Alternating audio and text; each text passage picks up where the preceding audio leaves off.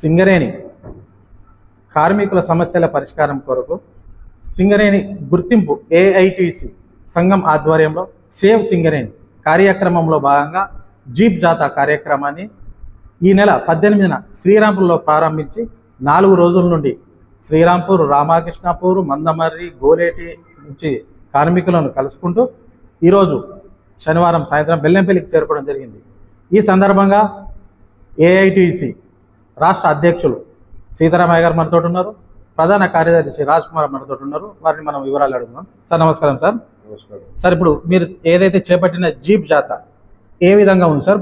మన కార్మికుల నుండి మీకు ఎట్లా స్పందన వస్తుంది?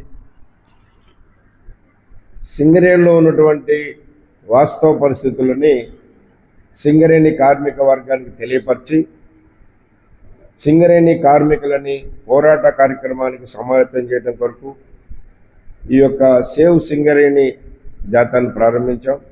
ప్రధానంగా దీని ఉద్దేశం, ఈ జాతా సింగరేణి పరిరక్షణ, సింగరేణి కార్మికుల హక్కుల రక్షణ అనే నినాదంతో మేము కార్మికుల దగ్గరికి పోతా ఉన్నాం.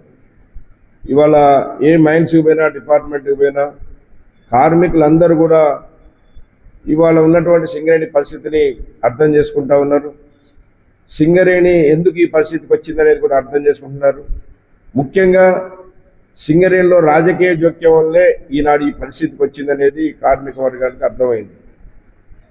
సింగరేణిలో ఉన్నటువంటి యాజమాన్యం పెద్ద ఆఫీసర్స్, అంటే ముఖ్యంగా సిఎన్ఎండి డైరెక్టర్ స్థాయి అధికారులు వాళ్ళ లబ్ధి కొరకు సింగరేణి కంపెనీని రాష్ట్ర ప్రభుత్వం దగ్గర కుదవబెట్టినట్టుగా కనపడతా ఉంది. సార్ ఏదైతే ఇప్పుడు కేంద్ర ప్రభుత్వం కొత్త చట్టాల వల్ల నూతన గనులు రాకుండా పోతున్నాయి అన్నారు. సింగరేణిలో గత 13 సంవత్సరాల నుండి కొత్త గనులు లేవన్నారు. ఈ సందర్భంలో కొత్తగా రిక్రూట్మెంట్ మీరు ఏదైతే మెడికల్ అండ్ ఫిట్ ద్వారా కార్మికులను తీసుకోవాలని ఎట్లా సాధ్యమైంది? వాస్తవమే, కొత్త మైన్స్ లేకుండా కార్మికుల పెంపుదల కుదరదు. కానీ ప్రభుత్వ రంగ పరిశ్రమ అంటేనే ఇటు కార్మిక వర్గానికి పని కల్పిస్తూ అటు ఉత్పత్తిని తీసి దేశాభివృద్ధికి తోడ్పడేదే ప్రభుత్వ రంగ పరిశ్రమ. అంతేగాని కేవలం లాభాల కొరకే ప్రభుత్వ రంగ పరిశ్రమ కాదు. అందుకని వాళ్ళకు ఉద్యోగాలు కల్పించడానికి ఇప్పుడు ఉన్నటువంటి దాంట్లో కూడా అవకాశం ఉంది. ఎట్లా అంటే సింగరేణిలో 40,000 మంది పర్మనెంట్ కార్మికులు ఉంటే 30,000 మంది కాంట్రాక్ట్ కార్మికులు ఉన్నారు. మరి ఇవాళ ఈ కాంట్రాక్ట్ కార్మికుల బదులు పర్మనెంట్ కార్మికులనే ఇంకా ఎక్కువ చోట నియమించవచ్చు. సార్ ఏదైతే కాంట్రాక్ట్ కార్మికులను పెడుతున్నారని చెప్పి మీరు అన్నారు సార్, మీరే కాంట్రాక్ట్ కార్మికులకు 1వ వేతనం రావాలని మీరే డిమాండ్ చేస్తున్నారు, వాళ్ళకు బోనస్లు ఇవ్వాలని చెప్తున్నారు. అంటే కాంట్రాక్టీకరణను మీరు పరోక్షంగా ఎంకరేజ్ చేస్తున్నట్టుగానే మీరు డిమాండ్ చేస్తున్నట్టుగా ఉంది కదా. కాంట్రాక్ట్ కార్మికులకి సుప్రీంకోర్టు తీర్పు ప్రకారం సమాన పనికి సమాన వేతనాలు ఇవ్వాలని ఉంది చట్టం.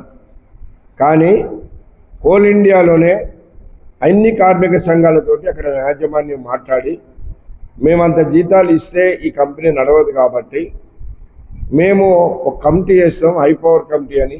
హైపవర్ కమిటీలో కార్మిక సంఘాలు, మేనేజ్మెంట్ ఉండి కొంత జీతాలు నిర్ణయించింది. దాని ప్రకారం సుమారుగా 29 నుంచి 35,000 వరకు వస్తాయి హైపవర్ కమిటీ వేజెస్. అది అమలు చేయడానికి యాజమాన్యం ఒప్పుకున్నది. మరి అది సింగరేణిలో కూడా అమలు చేయాలి కదా. సింగరేణిలో అమలు చేయటం లేదు. ఏదైతే ఇప్పుడు సింగరేణి సంస్థలో ఎక్కువ కాలం గుర్తింపు సంఘంగా ఏఐటిసి యూనియన్ మాత్రమే పనిచేసింది. ఇందులో ఇప్పుడు ఏదైతే మీరు ఇప్పుడు సమస్యలు అయితే ప్రభుత్వం ముందు పెడుతున్నారో ఈ సమస్యలకు కారణం మీరు అయి ఉండొచ్చు కదా. మీరు గతంలో ఉన్నప్పుడు ఈ సమస్యలపై పరిష్కారం కనుక్కోకపోవడం వల్లనే సమస్యలు పెరిగి వస్తున్నట్టుగా ప్రతిపక్ష వాళ్ళు అయితే ఆరోపిస్తున్నారు. సింగరేణిలో ఏఐటిసి యూనియన్ వాస్తవంగా 98 తర్వాత ఎలక్షన్లు మొదలైనవి. సింగరేణిలో 98 నుంచి ఇప్పటివరకు 7 సార్లు ఎలక్షన్ జరిగితే 4 సార్లు ఏఐటీసీ యూనియనే గెలిచిన మాట వాస్తవమే. అసలు ఈ ఎలక్షన్లు పెట్టక ముందు కూడా దాదాపు 60-70 సంవత్సరాలు సింగరేణిలో ఏఐటీసీ యూనియనే గుర్తింపు సంఘంగా ఉన్నది కాబట్టే భారతదేశంలో ఏ ప్రభుత్వ రంగ పరిశ్రమలో లేనటువంటి హక్కులు సింగరేణిలో సాధించాం. కోల్ ఇండియాలో లేనటువంటి హక్కులు సింగరేణిలో వచ్చినాయి. కాబట్టే ఇవాళ ఏఐటీసీ యూనియన్ సింగరేణిలో ఇవాళ అవకాశవాద సంఘాలు ఇవాళ